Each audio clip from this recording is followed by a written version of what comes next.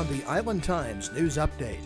A slight millage rate cut is in the Neptune Beach budget. Businesses in Neptune Beach are given another reprieve from the sign deadline, and it may be nearly 100 degrees, but Jacksonville Beach is thinking Christmas.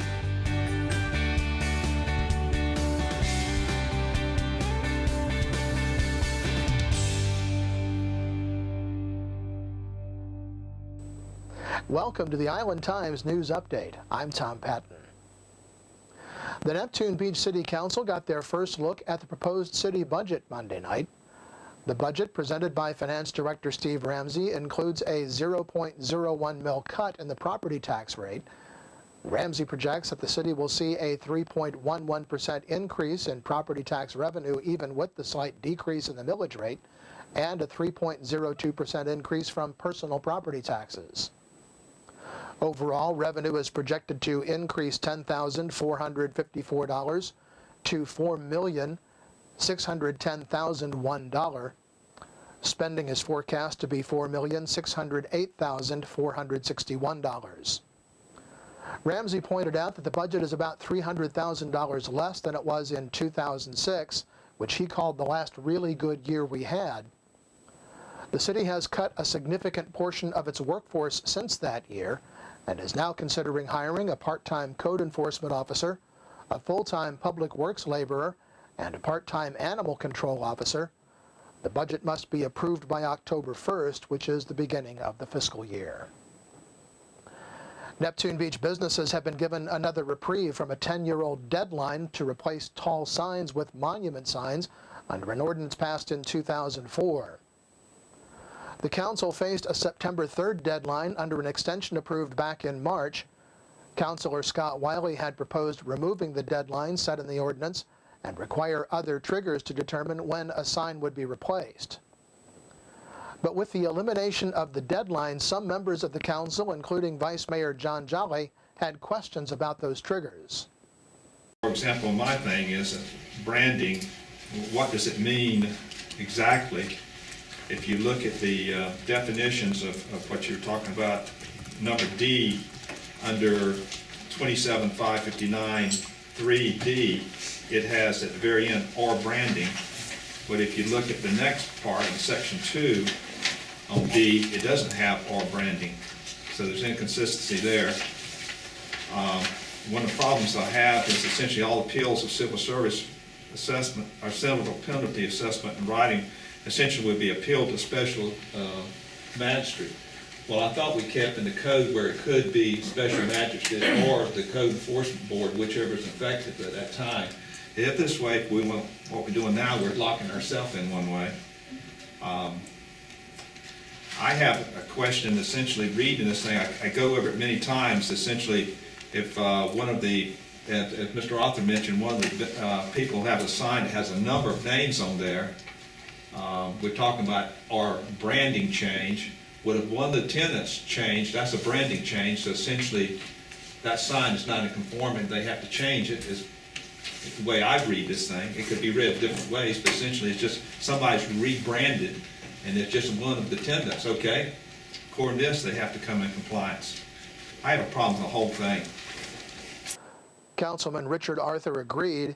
We need clearly defined definitions and triggers, he said. Those definitions will come from the Community Development Board. But Councilman Wiley said that every sign that has been changed since the ordinance was passed a decade ago has been based on one of the triggers. These triggers is what we have been deciding on. They have been looking at for these new signs, every one of these triggers. So they haven't been important for 10 years. In a special called meeting following the workshop, the council voted to extend the suspension of the ordinance for another 180 days in order to allow the Community Development Board to meet and come up with answers to the council's questions about the definitions and triggers. The Jacksonville Beach City Council on Monday night granted a request from the developers hoping to build a new night spot in Jacksonville Beach to delay a vote on a variance for another month. The developers requested the delay so that they could continue to work on their revised proposal for Surfer the Bar. Some on the council had strong objections to the number of parking spaces proposed for the establishment, as well as its positioning as an establishment where alcohol is served. The revised proposal that had been placed on the agenda for Monday night's meeting reduced the total occupancy of the establishment by some 500 people, primarily in the upper outdoor seating area. The development was designed with some 1,500 square feet of retail or office space, which the applicant said qualified the development as a shopping center. That reduces the number of required parking spaces. The council agreed to delay the first reading of the rezoning ordinance until its meeting September 15th. The applicant had asked for a public workshop on the changes as well, but the council would not agree to an additional workshop. The city of Jacksonville has proposed mediation with Neptune Beach over tipping fees Jacksonville says it's owed from the smaller city. City Attorney Richard Krichowski said at the Neptune Beach workshop meeting Monday night that the two sides are having difficulty agreeing to a mediator. Jacksonville would like someone local to arbitrate the decision, though Krichowski said that person might be biased towards Jacksonville. He's recommended hiring Carlos Alvarez from Tallahassee to conduct the sessions. Alvarez has a great deal of experience in city government issues, Krichowski said, while the mediator preferred by Jacksonville has less. That mediator will be working out differences between the city of Atlantic Beach and Jacksonville over tipping fees. The council was adamant that Krichowski try again to get a meeting with someone from Mayor Brown's office. Mayor Harriet Pruitt said that she wants to be sure that animal control and the interlocal agreements are part of the conversation. Pruitt maintains the city of Jacksonville has never lived up to its agreement to pay for animal control at the beach, and now it wants to charge tipping fees to Neptune Beach. Councilor Scott Wiley said he was opposed to the mediation because to enter into those discussions meant that Neptune Beach agreed that they owed the fees to Jacksonville. He said, quote, "They haven't showed me that we owe them the money. Meanwhile, they raised our millage rate 14% last year, and we've gotten nothing back from that. They want us to send them an additional $200,000 in tipping fees and then turn around and spend $350,000 on a pontoon boat," end quote. Well, when we come back, Jacksonville Beach gets set for its second Deck the Chairs event. This is the Island Times News Update. Beaches Academy Child Care Center in Jacksonville Beach has been offering affordable, loving child care to families in the Beaches communities for 35 years.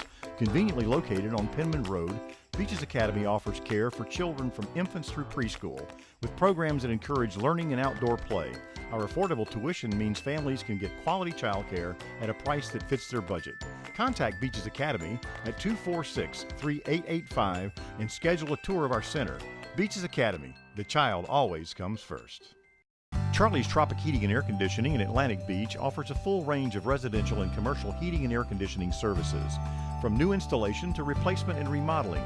Charlie's Tropic Heating and Air Conditioning can keep your home comfortable year-round, and they offer preventive maintenance contracts to keep your system running at peak efficiency. Charlie's Tropic Heating and Air Conditioning is an authorized Bryant dealer and will service all brands. For year-round comfort in your home or business, contact the original Charlie's Tropic Heating and Air Conditioning at 241-1788. Welcome back to the Island Times News Update. I'm Tom Patton. Well, it may be hot outside, but plans are already underway to decorate Latham Plaza and the area in front of the Seawalk Pavilion for the holidays. The second annual Deck the Chairs fundraiser to benefit the Lifeguard Corps kicked off Thursday afternoon. Last year, 20 lifeguard chairs were decorated in Latham Plaza by various organizations and businesses, and an estimated 50,000 people visited the plaza to view the chairs. This year, the number of chairs has been up to 40, and Deck the Chairs founder Curtis Loftus said the city of Jacksonville Beach embraced the concept and wanted to see it grow.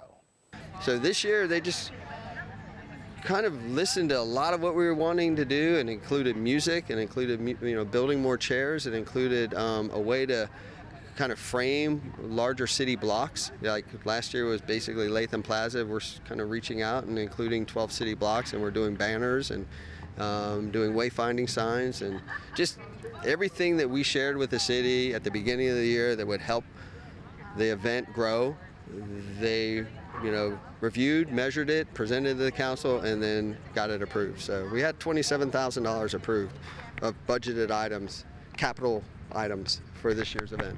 Mayor Charlie Latham said Deck the Chairs fits very well in the vision he and the council share for downtown Jacksonville Beach. I think this is a great progression of a wonderful idea into a true destination display where people are going to want to come from all over Northeast Florida, North Central Florida to come see this display. So it's really exciting.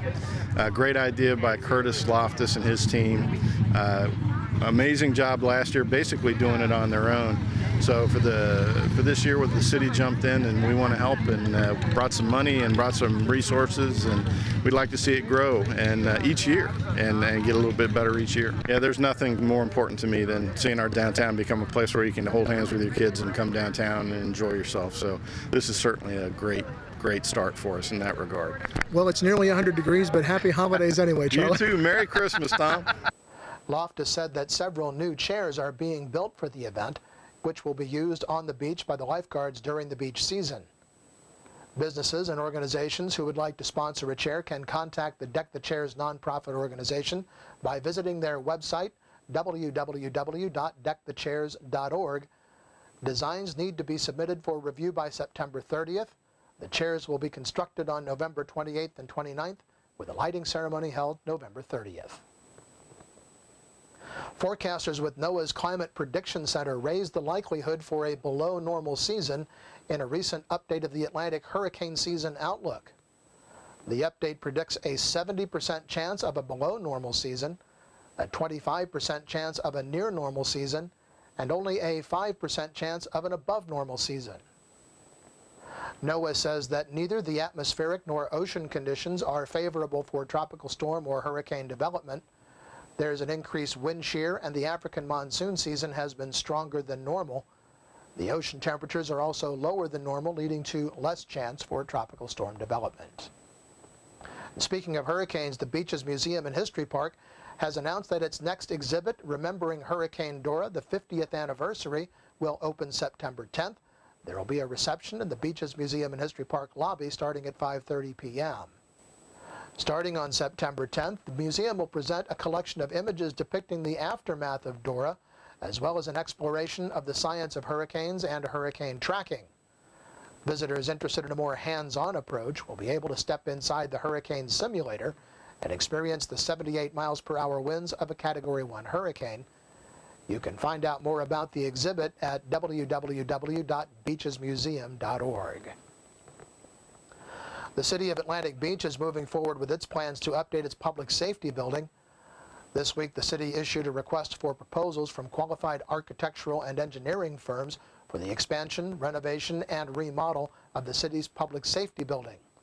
The application for deadline is September 9th at 4:30 p.m. And the 4 registered Republican candidates for sheriff will be featured Monday, August 25th at the First Coast Republican Club. The club meets the 4th Monday of each month at the Casa Marina Hotel. Networking is open at 6:30 with the program beginning at 7. Well, the National Weather Service says we can expect high temperatures in the upper 80s to low 90s over the next few days. There's a good chance of thunderstorms Sunday afternoon and continuing through the week. The Island Times is always digital, always free at www.theislandtimes.com. Become a subscriber and get updates on news from the Beaches communities delivered right to your email box. And don't forget to like us on Facebook. I'm Tom Patton. Thanks for watching.